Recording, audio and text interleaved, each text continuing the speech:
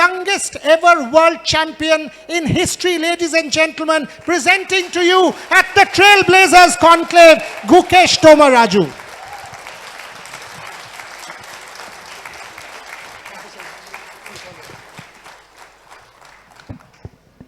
I've asked you this question many times, but I've got to ask you for my audience. When you realized that it's there, how tough was it? Because we had our hearts in our mouth. I mean, and we were like, can he do it? Can he do it? Can he do it? And when you placed that move, just take me back to that last 5 minutes or 3 minutes of that match.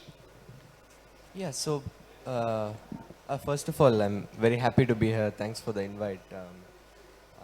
I was watching and listening to the other panelists as well. It's really nice what you're doing. Yeah, those last 5 minutes were quite quite life-changing, to be honest. Before the blunder happened by Ding, I knew that this position is kind of an unpleasant position and I could press like for a long time, but it should mostly end in a draw. So mentally I was already prepared for tie breaks, and in tie breaks I was he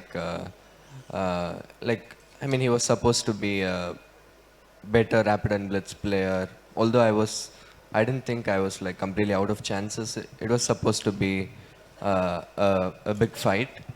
And then suddenly from that mindset to suddenly in a couple of minutes realizing that it's over and I'm becoming the world champion, it was like a very, very emotional moment.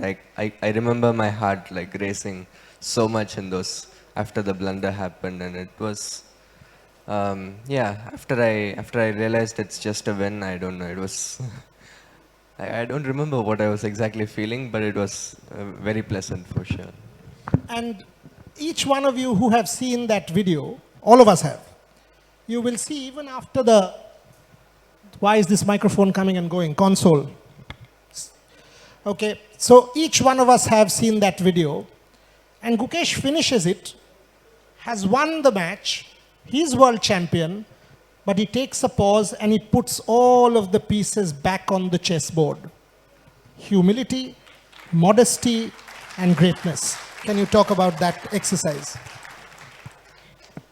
Thank you. I mean, it's just something that has like become a habit from childhood. I remember my first coach, Bhaskar, when I was like around 7, 8 maybe. That time I was like in an academy with a lot of other young chess players, and like he would say like putting the pieces back is the basic respect you give to the game, which gives us so much love and joy, and like it's something that also in academy it helps that like each player puts the pieces back, otherwise it's just a mess on the on the room. So yeah, from there I just got this habit, and after every game it's just like automatic. I mean, from my childhood I've been doing this, so yeah, it's kind of like, you could say it's my kind of way to pay respect to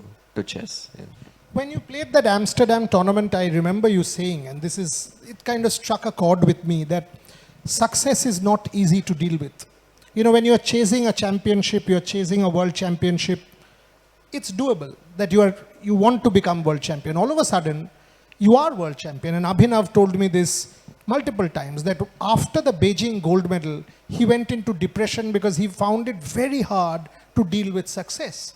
And I know you've read A Shot at History. You and I have spoken about the book. World champion at 18, 19, all of a sudden your life changed. People like us chasing for interviews and media and felicitations and glamour. How hard is it, Gukesh? Because you want to play chess. Your father tells that to me every time, that he wants to just play chess, but it's no longer the same for you. Your life has changed. How hard is it to deal with success? Yeah, I have to admit, like, it is quite challenging. Obviously, it's a very positive change. It's a privilege for me to have the title, to have all these opportunities, and to see people taking up chess because of my achievements, and it's a very prestigious thing for me. But But for me personally, yeah, after the World Championship, like till till November, December, I wasn't used to so much like uh, attention, so much like traveling around, so many like not used to so much hectic schedule. So it's something to deal with, and also it's true that kind of like you chase the World Championship for like a year or two, and then suddenly it's over, and now you don't know what you're actually doing. It was initially that for me, like for the first 1 week or two, I was excited, but then also I was uh, like every day I used to wake up and dream about becoming world champion. So that was kind of that was also what I read about other sports people, especially Olympic athletes, because they're like Olympics is like 4 years once. 4 years they give it their all, and then suddenly it's over. You just met two of them. Yeah, I just met two of them. So I really admire how they not only succeed but also how they handle success. And I'm still learning. It's been like a bit more than couple of months, but yeah, still learning, still trying to deal with it. But we've made some. The first initial couple of weeks or maybe a bit more than that was tough. But then I went to like this two European tournaments. 1 month I was away from India. I was able to settle into things. Um, and yeah, now the next season has started, so I've gotten back into my training schedule, and I mean enjoying this success, but also putting my focus on where it needs to be. You know, I've done sport for a good 30 years, and I've seen a lot of people, a lot of champions. People do change, Gukesh, and it's natural when fame comes and money comes and glamour comes. People change. In your case, you haven't, and that is striking for me. I want to tell you guys a story, a 30-second story. He came in yesterday. His dad was supposed to come, who is a very close friend of mine, Dr. Rajnikant. Doc said to me about 2 days back that he's got fever, so he can't make it. And I said, so, and I said, who is going to come with Gukesh? And he said to me, he'll go alone. And I'm like, he'll come alone. And he said, yes, he will manage. I said, okay. So he said, all you do is just pick him up from the airport. Don't worry about it. I'm like, yeah, that's basic, right? And he comes yesterday, and we obviously had a dinner for all our guests.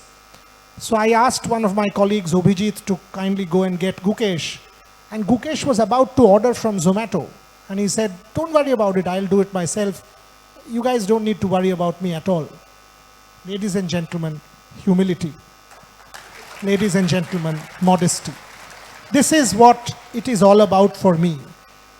He might have become richer, he is, many crores. He might have become famous, he is, but he hasn't changed. You haven't changed. And that's the biggest hallmark for me. You remember the first paragraph of Sachin's autobiography, what his dad told him? Yeah, I remember. You actually told me in the previous interview. So that stands out, that eventually all of us will remember you as a better human being than as a better athlete. How Thank you so tough much. is it, Gukesh, when people come for selfies and people come for an autograph? I know you want to say yes to everyone, but you can't. How difficult is to deal with all this glamour? Yeah, like this is one thing that I'm still trying to adjust with. I mean, it's been there for like couple of years, but obviously not as much as after the World Championship. I mean, I'm grateful for all the love and support, and like some fans even went out of their way to help me during tournaments. For example, in the World Championship, I remember after game 13, before the last round, a family from Bangalore, they did a prayer in a temple, and they sent me the prasadam all the way to Singapore. And I mean, so much love and support. It's like amazing to see. But and also yeah, like when all the people come up for autographs, photos, I appreciate that. But just that sometimes it's simply impossible to say yes to everyone. I would love to, but sometimes saying no is the only way to like yeah, it's just that my Just time as and I'm still learning this, and I hope the people understand as well. And mostly people have been very understanding. So yeah. Dibendu is sitting in front, and one of our greatest players before Vichy, and a very dear friend of mine.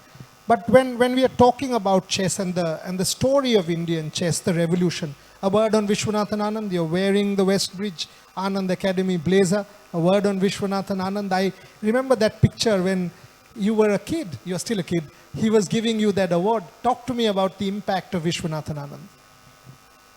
Yeah, I mean, like Vishy sir's impact on Indian chess is like it's a whole separate panel for itself. Yeah, but I think we can all like clearly see that none of this could have happened without what Vishy sir has achieved and also what Vishy sir has done to bring up the next generation or like 3-4 generations after that.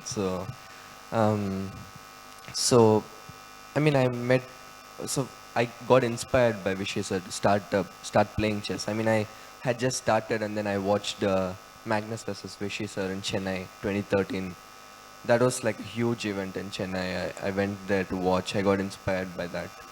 And then, yeah, the biggest, like one of the most exciting moments for me and my family was like when around 2020 December 21 January this time I Vishay sir contacted us to join the Westbridge Anand Chess Academy as a student, and just the idea of being regularly in touch with Vishay sir, to be discussing chess with him, to discuss chess with all the great trainers that he has worked with himself in the past, was like very exciting, and I gained a lot in the lockdown. Not only me but all the youngsters gained a lot because we were working super hard uh, with the academy and working with all the trainers. I mean, Gajewski eventually became my personal trainer and Westbridge became my personal sponsor later.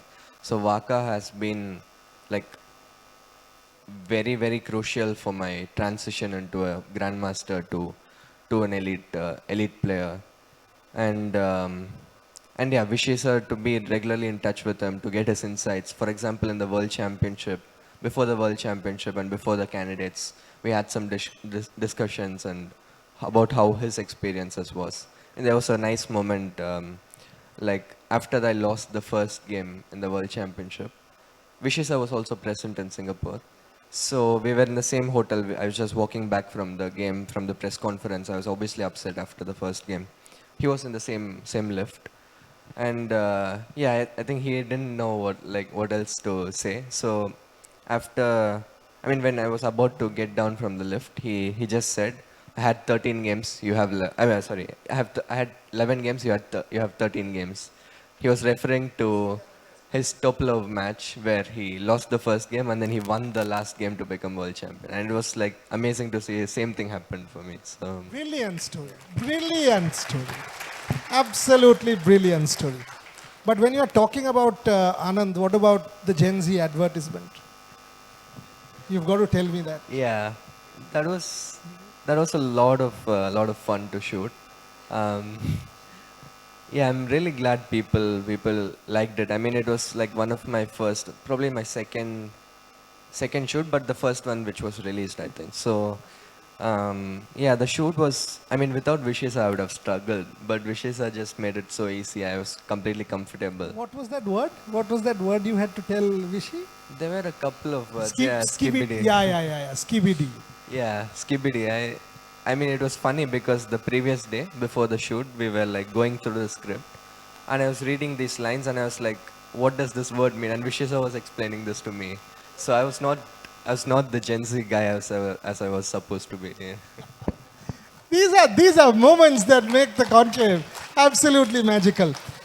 Uh, you know, two parts. You have said to me in one of our earlier interviews that yes, I am world champion, but the journey doesn't end because there's still Magnus and he's the ballpark.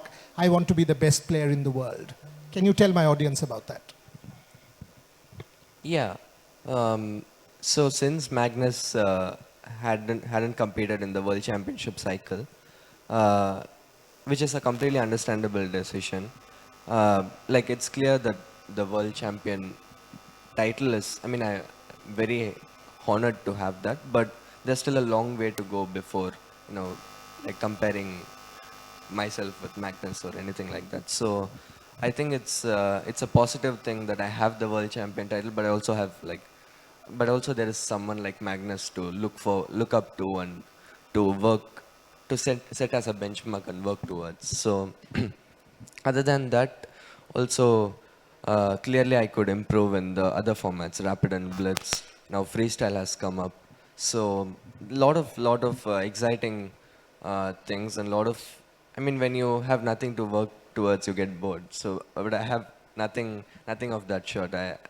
Of that sort. I have lot to look forward to, lot to improve. And also in classical, like I'm world number 3 now, I think. So it's still a long way to go. So yeah. When I see the overall vista of Indian chess, I see you not yet 20, I see Prag, I see Arjun winning the last tournament also 2800 plus, I see Nihal, I see all of you all, you know, the Gary Kasparov's words, wish his children have all arrived. Is this India's decade in chess? And when I add a Koneru, Hampi, a Vantika, a Tanya, and that Olympiad gold for our women, men's gold, women's gold, is this India's decade in chess? Yeah, I think most probably. I mean, I don't think there is any other country where like there are so many players at the top who are also just coming up. They are not like, for example, US has like a lot of amazing players, but they are already, I mean, well-established players. And now all of us, like myself, Prag, Arjun, Vidit is still going strong. Nihal, Arvindana is like has been playing really well recently. He's about to win the Prague Masters, I think. So, yeah, all these players, it's really, really amazing to see how we are like pushing each other, growing together, and this very healthy rivalry that we have. And already we've been seeing like a lot of important tournaments. Indians are constantly at the top, like the Olympiad, I mean the candidates, Olympiad, World Championship, Tata Steel, yeah, lot more other tournaments. So it's really nice, and I think, yeah, I mean all of us are also hungry. We are not stopping to work hard at any point. We'll be constantly growing. So yeah, it's really exciting for Indian chess, and I'm really happy to be a part of this amazing group. Last question from me before I call a colleague of mine who was there in Singapore. I need Atreyo Mukhopadhyay on stage after this question. Folks, can you get Atreyo for me, please? Because Atreyo's there? Yeah, so Atreyo needs to come up on stage to join me because he covered that World Championship match in Singapore every single day. He used to ask you questions at the press conference. And Atreyo and I were chatting and he said, you know, I want to ask Gukesh a couple of questions. I said, you're absolutely welcome. But the last from me, and then I'll maybe ask one more. When you mentioned all of these players, you know, Arjun, yourself, and Prag, and you guys, I'm sure you guys compete between yourselves, but you guys are also very good friends. You and Prag, for example. How is that possible? I mean, how do you maintain that balance between competing and being very good friends? I think it is kind of a challenge. I mean, it helps that we know each other for a very long time since we were very young. At least most of the guys. But for me, I'm not like personally like. I mean, I have good relations with with everyone basically. But I'm not like very close friends with anyone. Obviously, I wish well for them. I enjoy how they are performing, but competition still takes the first priority for me. So. I love the candid answer. I love the candid answer. My final one before I get Atreyo on stage, and I'll also need a chair, folks. I'll need one chair. You are from Chennai. You are from Chennai. You are finding it hard to deal with success. The IPL is about to start. There's one man who is in Chennai and has dealt with success better than anybody else, Mahendra Singh Dhoni. Would you want to have a chat with MS on how to deal with success next time you see him in Chennai? I would love to. I mean, MS Dhoni, so he has been like, from my childhood, other than Vishy sir, if I have admired someone as much, it's Dhoni. So, You've just given me my headline. Actually, Trisha, that's your breaking headline. Yes, go on. yeah, I really admire how, not only his achievements, how he plays, but how he handles himself on the field, how he handles these critical moments. It's really inspiring. And like, I always wanted to meet, but like, I've been close to a couple of times. Like once I was supposed to meet him, and then my flight got delayed, so I couldn't I couldn't meet him. But hopefully at some point I would love to meet him. I'm sure you will because he's in Chennai and the IPL is about to start. I'm sure Kashi sir will see this. I'll send it to him. I'll send the video to Kashi and the rest of the CSK team, and I'm sure there will be a meeting. By the way, when he lost the 2019 World Cup and we met 2-3 months after that, and at an event like this in Delhi, and post that he said, "What are you doing?" I said, "No, nothing, I've got a flight to catch." And he said, "Come to my room." And I went, and he had his iPad and he was flipping photos. So I said, "What are you doing?" And he said, "No, I tell myself that if you remember, if you watch cricket, he got run out by half an inch and India lost. He said, when I was running for the second run, even halfway I was telling myself, I should dive, I should dive, I should dive. But all my career, I had never dived. And I thought I'll make it. And I got run out by half an inch." These are all photos when I went away and I was in the wild at an army camp where I'm not MS Dhoni. I was just another soldier and I had to take my mind off to get my bearings back. And I was just looking at him and he says, that's how hard it is to deal with that half an inch. And that's why I called it, an incomplete finish, or whatever you want to call it, for the best complete finisher that we ever have. So I'm sure Gukesh and MS Dhoni will be an incredible conversation. I don't know if the media will be privy to that, but it's a request. When you do meet, tell us what happened there. Atreyo, can I have you on stage, please? Esho. Atreyo Mukhopadhyay, ladies and gentlemen, covered the World Championship for Revsportz and asked Esho, Atreyo, come.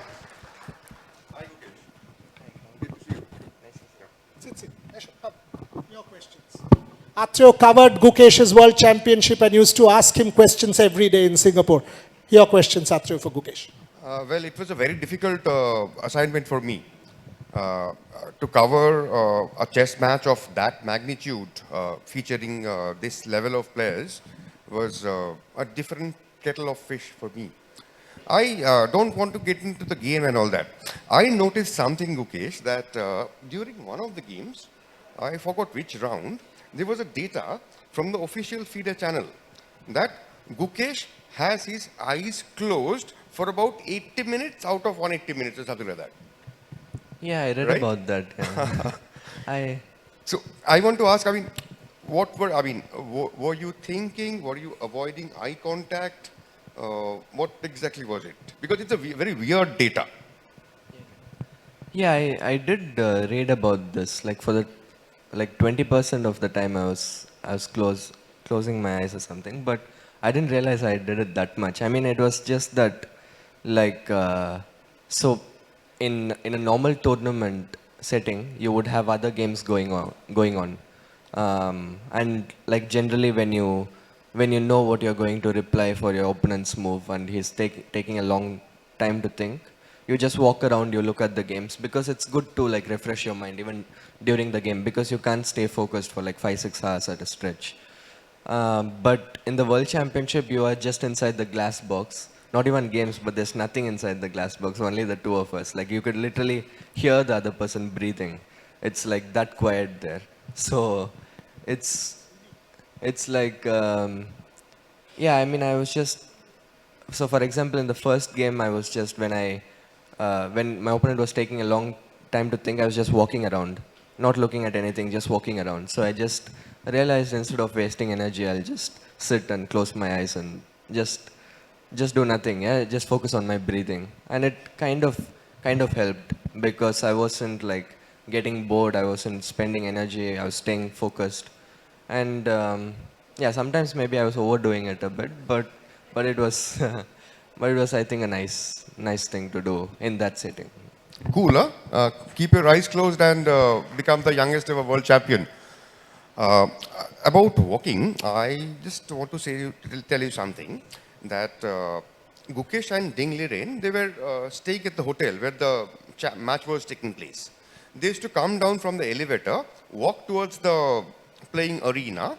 It took about some 8-10 seconds. It was very close by. And there used to be a lot of activity. I mean, people used to capture those on videos and all that and do all sorts of things. I asked them one day, why do you do this? They're just walking. Somebody said, that is the only athletic part of the event. Only athletic part of the event. And I remember a walk. That was the Gukesh Walk. When Ding Liren made that mistake towards the end, Gukesh went off his chair. He took a small walk and he knew that he had seen it, that it's done. Right? I mean, was it a bit of a surprise to see that kind of a mistake from this kind of a champion in this bigger match? Obviously, this is not a mistake you would like expect or anything, but also, if you remember, this is like the 14th game of a 1 month long match with like 6 months time, I mean, preparation time. You're obviously exhausted at that point.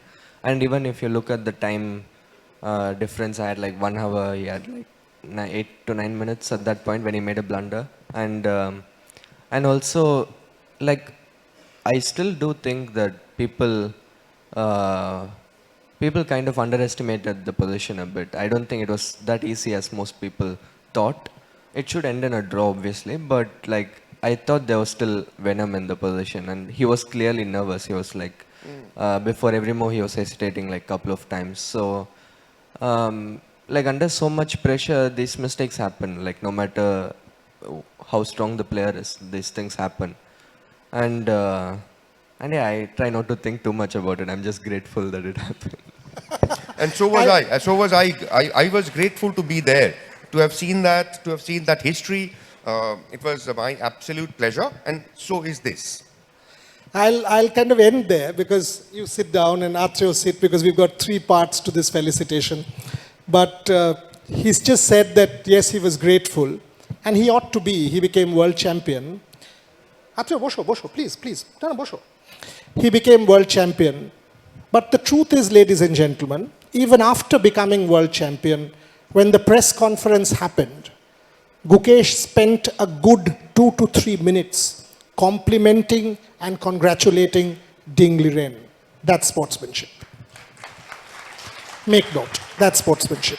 I will move on. This is a 3-part presentation. This session was the AGS Federal Life Insurance session. And my friend Debashish has to come up, please, to felicitate Gukesh. Can I have the creative, please? Gukesh, to be felicitated by Debashish Dattagupta. Ladies and gentlemen, Gukesh Domaraju, world champion. Please, can I have it on stage, please? Not that.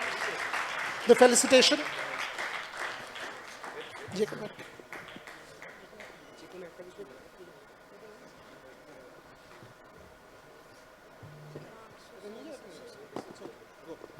And we've got the creative. Yeah. So, Debashish, to felicitate Gukesh. Iram bhai, if you want a photograph, this is your chance. I'll give you a chance. Come on. You won't get to meet Gukesh multiple times. I'm giving you an opportunity. Please come. Iram Kidwai, head of marketing for AGS Federal, has been a friend of mine from donkey's years and one of the greatest supporters of Revsportz, ladies and gentlemen.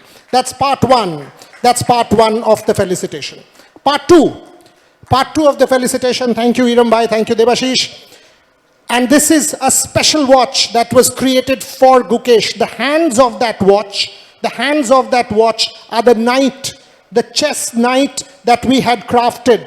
And I need Shuparna Mitro, the head of Titan Watches, to come and present that watch to Gukesh Domaraju, please. That we created specifically for the Trailblazers conclave to be handed over to Gukesh as our Athlete of the Year 2024, Gukesh Domaraju. Yes, thank you very much, ma'am. And the photo up there. And my final part. Final part, I need Shormishta Guptu on stage. Is she around? I know she's there at the luncheon area, but Dibyendu Borua and the West Bengal Chess Association, right? You, Dibyendu and your colleagues from West Bengal Chess, please come up on stage for a felicitation of Gukesh. Dibyendu has been Gukesh's captain at the Olympiad. Dibyendu had asked me that he's coming to our state. We want to felicitate him on stage, and it is with pleasure that we are felicitating Gukesh. If one of you can call Shormishta on stage, it will help. Not that, wait, no.